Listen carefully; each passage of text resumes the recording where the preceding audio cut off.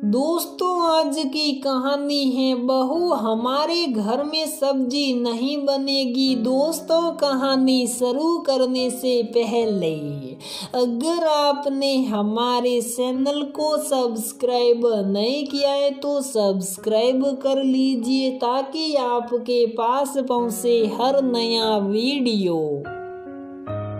मधु की शादी एक मध्य वर्गीय परिवार में हुई थी। ससुराल में सास ससुर के अलावा एक देवर था।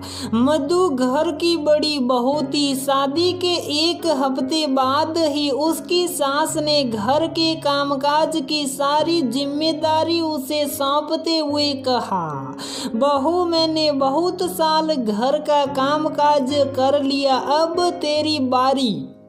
तेरे ससुर को घर में साफ सफाई बहुत पसंद है और दूसरी बात, खाना की बर्बादी मुझे नहीं पसंद।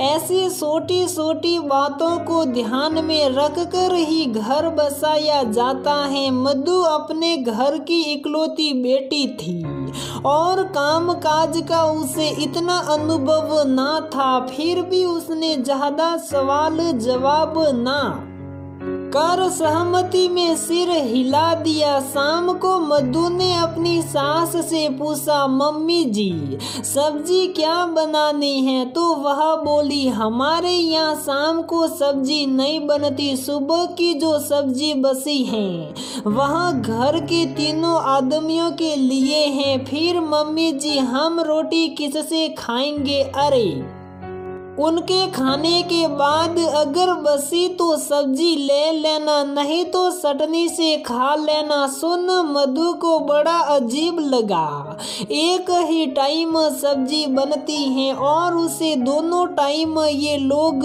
कैसे खाते हैं, उसमें भी औरतों के लिए नहीं। रात को जब उसका पति विकास खाना खाने लगा तो उसने मधु से पूछा, तुम अपना खाना नहीं लाई? मेरा मन नहीं है। क्यों, क्या बात हो गई? मुझे आपसे एक बात कहनी थी। मुझे आज ही मम्मी ने बताया है कि एक ही टाइम सब्जी बनेगी और दूसरे टाइम वही बसी हुई सब्जी आप लोग खाते हो, उसमें भी हमारे लिए नहीं। क्या ये सही है? ये बात मैं भी मानती हूँ, घर गृहस्थी में खर्च देखभाल करना चाहिए, लेकिन खान पान पर खर्च करना तो फिजूल खर्ची नहीं। कहे तो तुम ठीक रही हो सली, मैं मम्मी से बात करूँगा, पर अब तो तुम खाना खा लो। कहते हुए विकास ने उसके मुंह में रोटी का कोर डाल दिया। अगले दिन विकास ने अपनी माँ से जब इस बारे में बात की तो वह गुस्सा होते हुए बोली, शादी होते ही बहू की सीख मांगनी शुरू कर दी तूने। वर्षा से तो यही नियम रहा है घर का। चाहती तो मैं भी खाने पीने में पैसा उड़ा सकती थी, लेकिन मैंने अपनी ना देख तुम लोगों के बारे में सोचा। ऐसी छोटी छोटी बचत से ही तो तुम लोग इस लायक बने हो।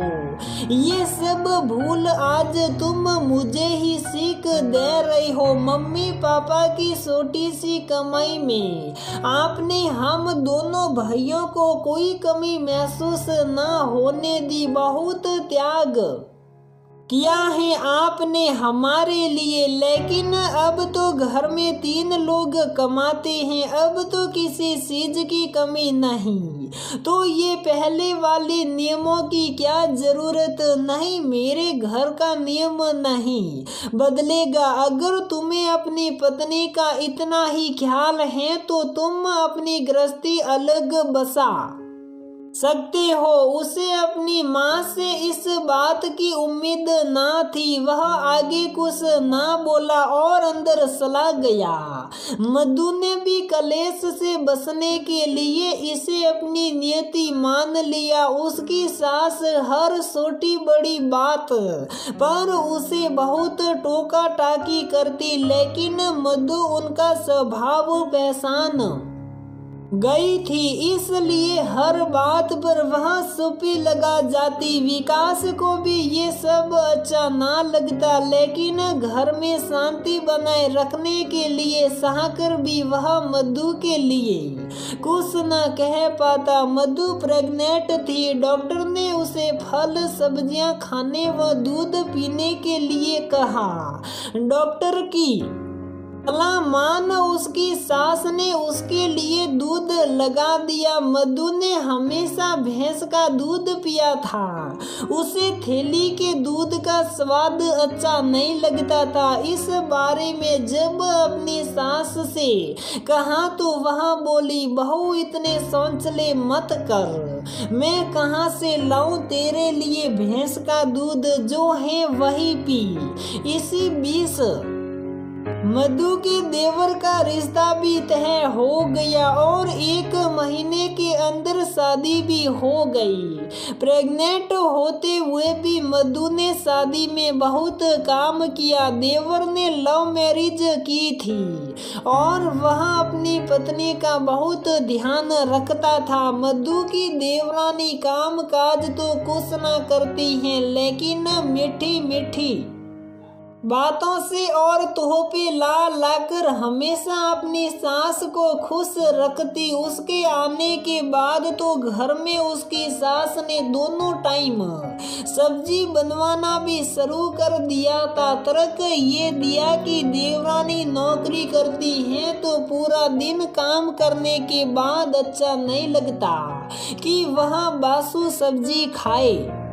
विकास भी है, सब देख रहा था कि कैसे उसकी माँ छोटी बहू के आगे पीछे घूमती है और मधु को इस हालत में भी काम में लगाए रखती है। मधु को 9वां महीना लग गया था। इसी बीच उसकी देवरानी ने भी अपने प्रेग्नेंट होने की खुश खबरी सबको देते हुए अपनी सास कहा, मम्मी जी मुझसे ये थैली का दूध नहीं पिया जाता, आपको तो पता है इस हालत में जी और भी खराब रहता है, तो प्लीज आप कैसे भी मेरे लिए भैंस का दूध लगा दीजिए। उसकी सास ने बिना नानुकर किए उसके लिए भैंस का दूध लगवा दिया। संडे का दिन था। मधु की तबीयत सुबह से ही सही नहीं थी। उसकी हालत देख उसकी सास व देवरानी को सारा काम करना पड़ा। रात को उसकी देवरानी ने दोनों दूध अलग अलग